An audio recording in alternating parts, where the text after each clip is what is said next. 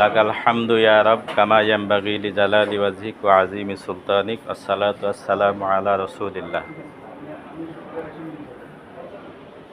সালাতুল আসরের পরে সংক্ষিপ্ত পরিসরে আমরা কোরআনের সাথে সম্পর্কের মর্যাদা সম্পর্কে প্রায়োগিক এবং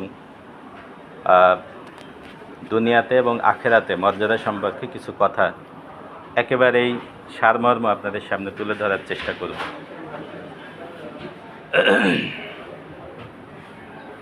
নবী সাল্লাল্লাহু আলাইহি ওয়াসাল্লাম ছিলেন কোরআনের জীবন্ত নমুনা। আয়েশা রাদিয়াল্লাহু তাআলা আনহার কাছে যখন নবী সাল্লাল্লাহু আলাইহি ওয়াসাল্লামের চরিত্র সম্পর্কে জানতে চাওয়া হয়েছে, তিনি বলেছিলেন, তোমরা কি কোরআন পড়নি? সাহাবীরা বললেন, হ্যাঁ পড়েছি। তখন তিনি বললেন, কানা খুলুকুহুল কোরআন। তার চরিত্র, কোরআনটাই হচ্ছে তার চরিত্র। এই কোরআন যে মানুষের মধ্যে নেই, সেই মানুষ আসলে মানুষ রূপের অন্য এক ধরনের সৃষ্টি। একটি বিখ্যাত হাদিস, নবী সাল্লাল্লাহু আলাইহি ওয়াসাল্লাম বলছেন যে যেই হৃদয়ের মধ্যে কোরআনের কিছুমাত্র নেই, সেই হৃদয় হচ্ছে একটি পরিত্যক্ত বাড়ির নাম। বাড়ির নেই, যে বাড়িতে মানুষ বসবাস করে না। ইন্নাল্লাযী লাইসা ফি জাওফিহি শাইউম মিনাল কোরআন কাল বাইতিল খারিব। পরিত্যক্ত একটা বাড়ির মতো। তাহলে কোরআন আপনার জীবনের পথ চলার জন্য, আপনাকে জীবন্ত হওয়ার জন্য অনিবার্য। কোরআন যে সমাজের মানুষের কনস্টিটিউশন বা জীবন বিধান হিসাবে থাকে, সেই সমাজটা কেমন হয়, ছোট্ট একটি উদাহরণ ইতিহাসের পাতা থেকে। নবী সাল্লাল্লাহু আলাইহি ওয়াসাল্লামের ওফাতের পরে খলিফাতুর রসুল আবু বকর রাদিয়াল্লাহু তাআলা আনহু ক্ষমতায়। চিফ জাস্টিস হযরত ওমর রাদিয়াল্লাহু তাআলা আনহু। 1 বছর পার হয়ে যাওয়ার পরে তিনি খলিফাতুর রসুল আবু বকর রাদিয়াল্লাহু তাআলা আনহুর সামনে এসে বললেন যে, আমিরুল মোমেনিন, আমি প্রধান বিচারপতির এই পদ থেকে পদত্যাগ করতে চাই। কারণ তো বলছে, আমার কাছে বিচারের জন্য কেউ আসে না। শুধু শুধু বাইতুল মাল থেকে বেতন খাওয়াটা আমার জন্য সুখকর মনে হয় না। ইতিহাস এই ঘটনাটিকে এভাবে লিখছে, ফামা কাসা আমান কামিলান ওয়ালাম ইয়াখতাসিম ইলাইহি ইসনান। 1 বছর পূর্ণভাবে পার হয়ে গেল, অথচ 2 জন ব্যক্তি এমন হলো না যে বিচারপতির কাছে এসে একজন আরেকজনের বিরুদ্ধে অভিযোগ দিচ্ছে। আবু বকর রাদিয়াল্লাহু তাআলা আনহু এই কথা শুনে বললেন যে, ওমর, এই ব্যাপারে তোমার রিয়ালাইজেশন কি, তোমার অ্যানালাইসিস কি? ওমর রাদিয়াল্লাহু তাআলা আনহু যে কথাগুলো বলেছিলেন, সেগুলো পৃথিবীতে স্বর্ণের চাইতে যদি কোনো দামি পদার্থ থাকে, সেটা দিয়ে লিখে রাখার মতো।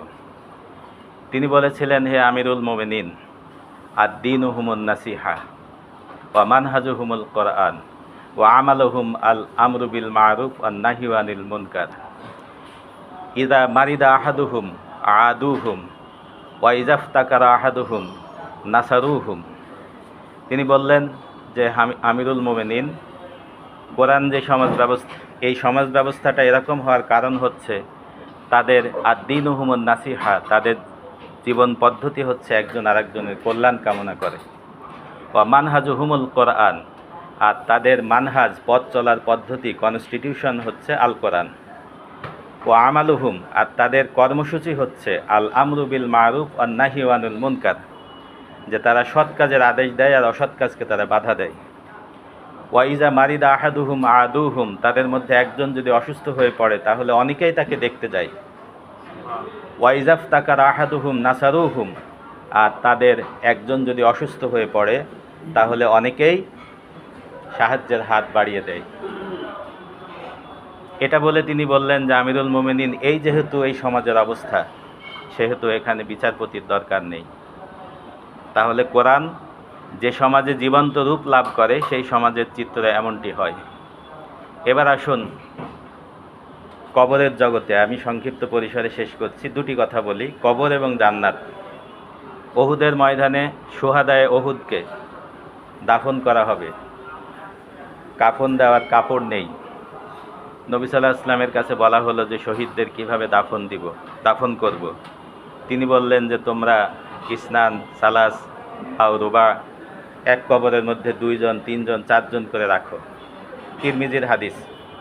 এটি বলে তিনি বললেন যে মনে করো একটি কবরে 4 জনকে রাখছো, ওয়াকদ্দিমু আহসানাহুম কোরআনা, এই 4 জনের মধ্যে কোরআনের জ্ঞান যার বেশি তাকে সবার উপরে রাখবে।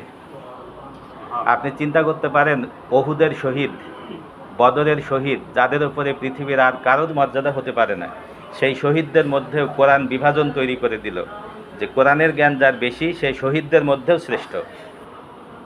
এটি হলো শহীদদের মধ্যেও মর্যাদা বৃদ্ধি করে দিল।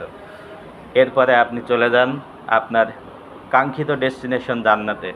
আল্লাহ রাব্বুল আলামিন জান্নাতীদেরকে বলতে থাকবেন, বা একজন ঘোষণাদানকারী ঘোষণা দিতে থাকবে যে তুমি কোরআন পড়তে থাকো আর উপরে উঠতে থাকো, যেখানে গিয়ে তোমার পড়া শেষ সেখানে তোমার স্থান নির্ধারিত হবে। তাহলে এ কোরআন আমার আপনার জন্ম, মৃত্যু, পার্থিব জীবন, ফাইনাল ডেস্টিনেশন সব জায়গার জন্য এক অনিবার্য অনুষঙ্গ। আসুন আমরা কোরআনের ছায়াতলে আশ্রয় খুঁজে ফিরি। এজন্য যেটা আমাদের করতে হবে, কোরআনকে শুদ্ধভাবে পড়া শিখতে হবে। কোনো একটি তাফসির কমপক্ষে প্রথম থেকে শেষ পর্যন্ত বোঝার চেষ্টা করতে হবে। বুঝতে গেলে অনেক খটকা আসবে।